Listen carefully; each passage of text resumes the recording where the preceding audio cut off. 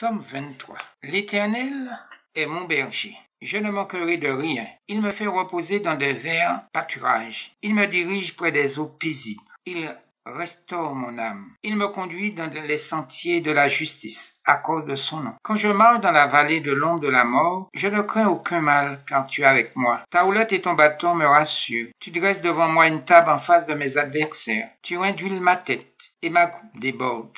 Oui, le bonheur et la grâce m'accompagneront tous les jours de ma vie, et j'habiterai dans la maison de l'Éternel jusqu'à la fin de mes jours. Je pourrais dire, c'est le psaume des mauvais moments. Aussi, c'est le psaume des derniers moments. On pourrait dire que c'est le psaume des petits-enfants. On le connaît par cœur. Il est très beau et très doux. C'est la perle des psaumes, comme on l'a appelé. Il n'est pas du tout triste, le psaume 23. C'est l'histoire d'un Dieu berger. L'Éternel est mon berger. Le roi David avait été berger. David n'a pas été un berger ordinaire. Le rapport qu'il nous fait lui-même de ses activités, un jour, David dit à Saül, 1 Samuel 17, 34 à 35.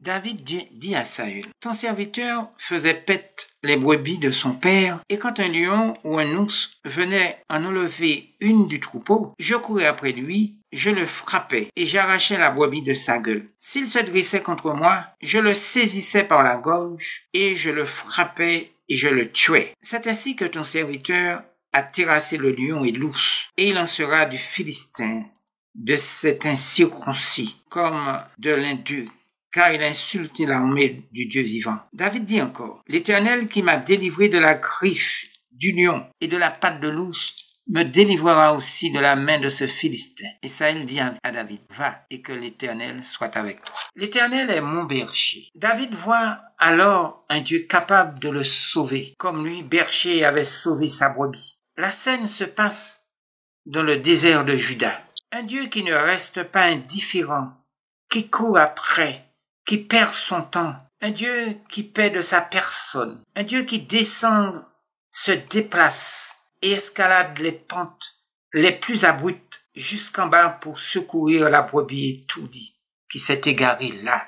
Un Dieu qui se lance derrière le lion et l'ours et leur arrache la brebis au péril de sa vie. Un Dieu qui ne considère pas qu'après tout, ce n'est qu'une brebis et qu'il y a encore bien d'autres. Un Dieu qui n'hésiterait pas à laisser tout le troupeau s'il le fallait pour gagner celle-ci. Un Dieu plein d'amour pour sa brebis et qui ne voit plus qu'elle. Ce n'est pas l'amour fait de caresses, de cajoleries et de sourires sucrés et de mots doux pour le petit mouton, mais un amour vrai, un amour qui agit et qui se porte dans le silence. Un amour sans théâtre, ni grands mots, sans comédie, sans parade. Lisons dans Jean 10, verset 11. Je suis le bon berger. Le bon berger donne sa vie pour ses brebis. Et Matthieu 18, 11 à 14. Car le Fils de l'homme est venu sauver ce qui était perdu, que vous ensemble. Si un homme a 100 brebis et que l'une d'elles s'égare, ne laisse-t-il pas les 99 autres sur les montagnes pour aller chercher celle qui s'est égarée? Et s'il la retrouve, je vous le dis en vérité, elle lui cause plus de joie que les 99 qui ne sont pas égarés. De même, ce n'est pas la volonté de votre Père qui est dans les cieux qu'il se perd un seul de ses petits. L'Éternel est mon berger. Cela signifie pour David tout cela et beaucoup plus encore. Un Dieu sûr qui on peut compter, un Dieu fidèle qui ne faillira pas, un Dieu soucieux de notre bonheur. Avoir un tel berger comme Dieu est rassurant. Et David en tire immédiatement la leçon pour sa vie. Qu'est-ce qu'un berger? Chers frères et sœurs, un berger, c'est quelqu'un qui voit, qui est attentif aux besoins les plus ordinaires de ses brebis. L'herbe verte, fraîche, grasse et pleine, l'eau pure et vive, le repos et la douceur de vivre, bref, le nécessaire. Le Dieu de David est un Dieu passionné d'amour. Le berger existe pour la brebis. C'est une affirmation sécurisante pour la brebis de savoir qu'elle possède un berger. La satisfaction des besoins de la brebis est garantie. Le berger indique la direction à suivre. La brebis n'est pas comparable à un chien errant perdu sans collier. L'amour du berger pour sa brebis ne fera jamais défaut. Disons, Jean 10, verset 10. Le voleur ne vient que pour dérober, égorger et détruire. Moi, je suis venu afin que les brebis aient la vie et qu'elles soient dans l'abondance. Et Ésaïe 54, verset 10. Quand les montagnes s'éloigneraient, quand les collines chancelleraient, mon amour ne s'éloignera point de toi, et mon alliance de paix ne chancellera point. Dit l'Éternel qui a compassion de toi. Quel est le secret de la réussite dans l'élevage des troupeaux?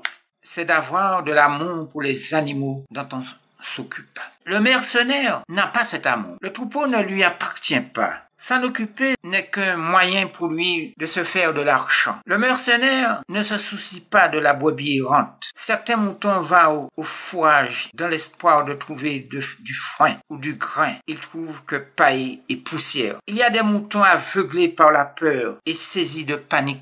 Le mercenaire se bat en retraite plutôt que de braver le lion ou l'ours, ou d'attaquer le loup. Lisons Ézéchiel 34, 2 à 10. La parole de l'Éternel me fut adressée en ces mots. Fils de l'homme, prophétise contre les pasteurs d'Israël. Prophétise et dis-leur aux pasteurs. Ainsi parle le Seigneur, l'Éternel. Malheur aux pasteurs d'Israël qui se paissèrent eux-mêmes. Les pasteurs ne devraient-ils pas paître le troupeau? Vous avez mangé la graisse, vous vous êtes vêtus avec la laine, vous avez tué ce qui était gras, vous n'avez point fait paître les brebis. Vous n'avez pas fortifié celles qui étaient faibles, guéri celles qui étaient malades, pensé celles qui étaient blessées. Vous n'avez pas ramené celles qui s'égaraient, cherché celles qui étaient perdues, mais vous les avez dominées avec violence et avec dureté. Elles se sont dispersées parce qu'elles n'avaient point de pasteur. Elles sont devenues la proie de toutes les bêtes des champs. Elles se sont dispersées.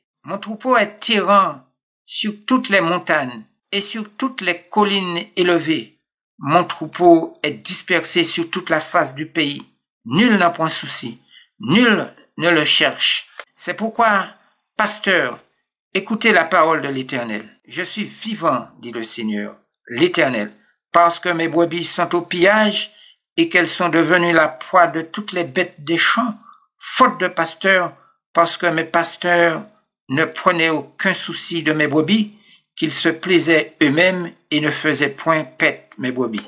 À cause de cela, pasteurs, écoutez la parole de l'Éternel. Ainsi parle le Seigneur, l'Éternel. Voici, j'en veux aux pasteurs. Je reprendrai mes brebis d'entre leurs mains, je ne les laisserai plus paître mes brebis, et ils ne se paîtront plus eux-mêmes. Je délivrerai mes brebis de leur bouche, et elles ne seront plus pour eux une proie. Chers amis, quelle prophétie pour les pasteurs. J'aimerais pas être à la place de ces pasteurs. L'apôtre Pierre fait au sous-berger la recommandation suivante. Paissez le troupeau de Dieu qui vous est confié. Faites-le, non pas par contrainte, mais de bon gré. Non pour un gain sordide, mais par dévouement, non en dominant sur eux qui vous sont échus, en partage, mais en vous rendant les modèles du troupeau. Et voici celle de l'apôtre Paul. Prenez garde à vous-même et à tout le troupeau au milieu duquel le Saint-Esprit vous a établi, surveillant pour paître l'Église de Dieu, qu'il s'est acquise par son propre sang. Pour moi, je sais qu'après mon départ, il s'introduira parmi vous des loups cruels qui n'épargneront point le troupeau. Que tous ceux qui considèrent comme une tâche indésirable les soins et les responsabilités qui sont l'apanage du fidèle berger prêtent l'oreille à cet avertissement. Le souverain berger n'a pas besoin de ses serviteurs infidèles. L'Église a été rachetée par le sang de Jésus-Christ et les brebis ont coûté un prix incommensurable, étant d'une valeur infinie. Chacun sera appelé à rendre un compte minutieux de son ministère. À chaque berger, le maître demandera: où est le troupeau qui t'avait été donné? Où sont les brebis qui faisaient ta gloire? Celui qui sera trouvé fidèle recevra une riche récompense. Beaucoup de bergeries sont des endroits pollués. Le bon berger ne permet pas à son bétail de traîner longtemps là qui est souillé. Là, il n'y a rien d'intéressant pour lui comme nourriture. Le bon berger mène ses brebis de bonne heure vers l'herbe pour qu'elles profitent de la rosée du matin. Les moutons sont en bonne santé. Le bon berger assure à son troupeau un environnement idéal, pâturage abondant, réserve d'eau claire, abri propre, protection contre les prédateurs, la brebis n'est pas attachée. Le bon berger ne se contente pas de donner ce qu'il faut, juste pour ne pas mourir de faim, de quoi subsister. Les pâturages sont gras et la brebis repue. Lorsque Dieu sert, la coupe déborde. Si nous voulons être grands dans le royaume de Dieu, nous devons avoir un cœur de berger. Dieu indique le chemin qu'il faut emprunter pour accéder au vert pâturage. Le Psaume 23 prolonge la pensée en observant une autre fonction du Dieu berger. Il me conduit dans les sentiers de la justice. Que signifie cette phrase? Il s'agit de sentiers droits. Le Dieu berger ne conduira pas sur des sentiers escarpés et dangereux. La présence de Dieu devant nous ouvre la broussaille et aplanit le terrain pour rendre la marche plus aisée, pour orienter notre vie dans le sens de notre destin. La confusion du monde d'aujourd'hui étouffe la voix de Dieu. Cependant, même s'il t'arrivait de marcher dans la vallée de l'ombre de la mort, dans cette vallée des ténèbres, il est encore plus près de toi. Sa présence est rassurante. Sa houlette et son bâton te consolent. L'image du Dieu berger n'est pas ailleurs reprise dans les paraboles de Jésus. Jean 10, 1 à 5. Il est dit, en vérité, je vous le dis, celui qui n'entre pas par la porte dans la bergerie, mais qui monte par ailleurs, est un voleur et un brigand. Mais celui qui rentre par la porte est le berger des brebis. Le portier lui ouvre et les brebis entendent sa voix. Il appelle par leur nom les brebis qui lui appartiennent et il les conduit dehors. Lorsqu'il a fait sortir toutes ses propres brebis, il marche devant elles et les brebis le suivent parce qu'elles connaissent sa voix. Elles ne suivront point un étranger, mais elles fuiront loin de lui parce qu'elles ne connaissent pas la voix des étrangers. Et le verset 7, Jésus leur dit encore, en vérité, je vous le dis, je suis la porte des brebis. Déjà, le prophète Ésaïe, dans ses paroles consolant, avait appliqué cette figure à la mission du Messie. Monte sur une haute montagne pour annoncer la bonne nouvelle à Sion. Élève la voix avec force pour annoncer la bonne nouvelle à Jérusalem. Élève la voix, ne crains point. Dis aux villes de Juda, voici votre Dieu. Comme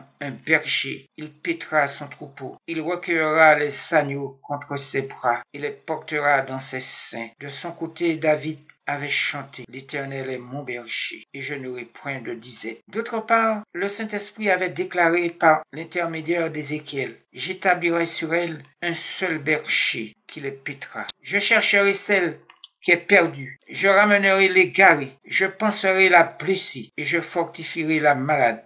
Alors je contracterai avec mes brebis une alliance de paix. Ils ne seront plus la proie des nations.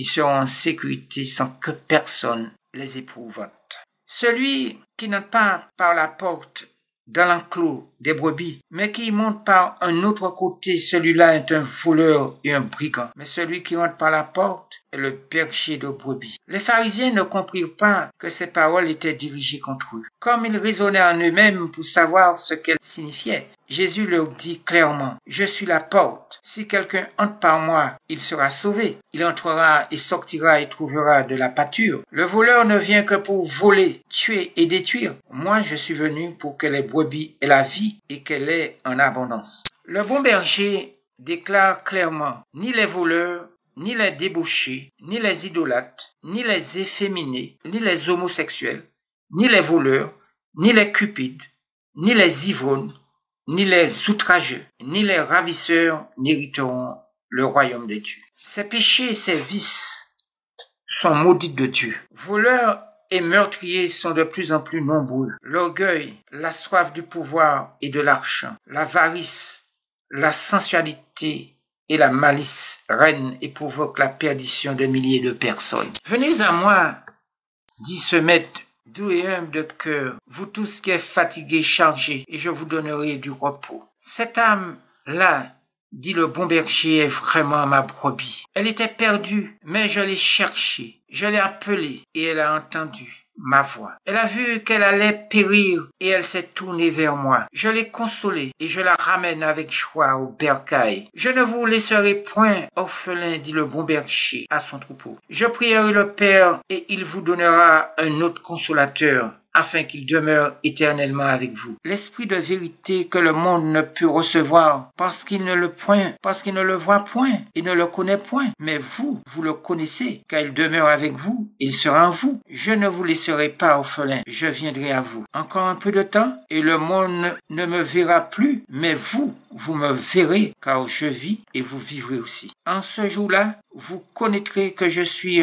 en mon Père, que vous êtes en moi et que je suis en vous. Celui qui a mes commandements et qui les garde, c'est celui qui m'aime, et celui qui m'aime sera aimé de mon Père. Je l'aimerai et je me ferai connaître à lui. Le bonheur et la grâce te suivront pas à pas tous les jours de ta vie d'éternité. Et tu seras définitivement installé dans la maison de l'Éternel à la longueur des jours. Que signifie cette parole? Que signifie le bonheur et la grâce? Le bonheur et la grâce, c'est la présence effective et permanente de Dieu. Le psaume révèle l'amour que Dieu porte pour chacun de nous. Heureux celui qui écoute la parole de Dieu, la reçoit et la garde. Que Dieu nous bénisse et que nous ouvre la porte de notre cœur en ce temps difficile à ce bon berger qui nous ramène avec joie au bercail, c'est-à-dire dans son royaume. Que Dieu bénisse ses paroles et son influence dans nos cœurs. Amen.